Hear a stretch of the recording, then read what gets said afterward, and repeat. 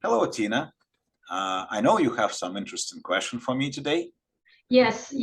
Recently, we got a lot of interview with the clients. The mostly concerned about the business. For example, during the startup processing, clients created the business. What happened to the business once they landed in Canada? Oh, what happened to the business when clients land in Canada? Okay.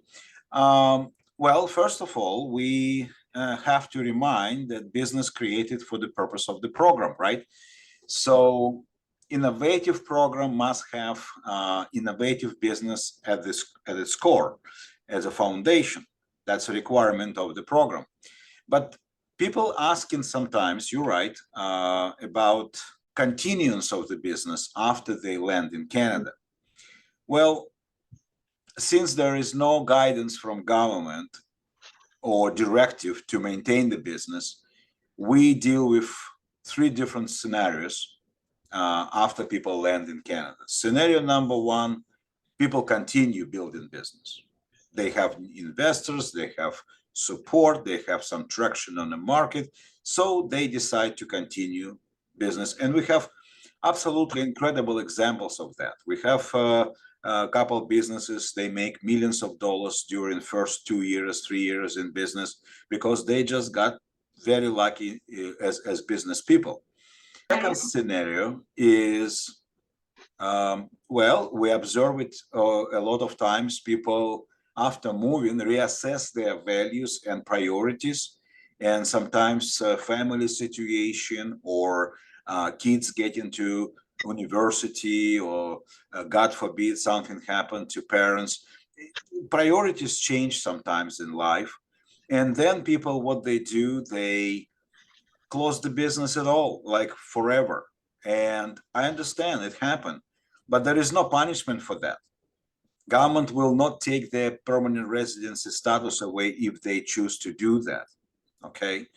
And scenario number three, people keep the business but change the direction of the business. For example, if I have an idea is viable and good and solid and 2 years in process, it's not that fresh. It's maybe somebody doing this.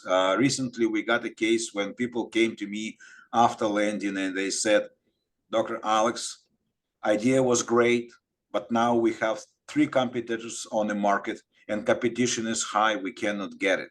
So, can we change? Of course. What they do now, they slightly modify the direction of the business, and now they're doing something different. But the business as company is the same because it was created the way that it can fit different profiles, right? So 3 scenarios usually people face, and the good part for our candidates, when they land, we have a very private confidential meeting in the office. We discuss privately their priorities, their interest, their desire to keep business or close it or change. But usually, if I answer briefly to that question, there are 3 scenarios. That's it.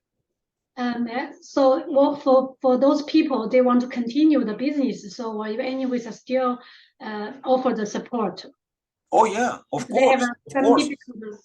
course, because they're already here and they already have, let's say, 2-3 years old business by the time they land and transfer themselves here and transition families here. Of course, we have ongoing support. We introduce them to local ecosystem. We work with banks and corporate offices and small business administrations. Of course, we do have support. We never abandon people. We help them as much as they want to use our help. So that's great. I think for those people, they want to continue their business, so they are not coming from scratch. So they still have absolutely, absolutely, and they have history already. They have credit history already. They have established business already. And I know one candidate recently successfully sold her business, and it was great for her. So everything is possible. We're here to help. Oh, that's great. Thank you. Thank you very much. Thank you.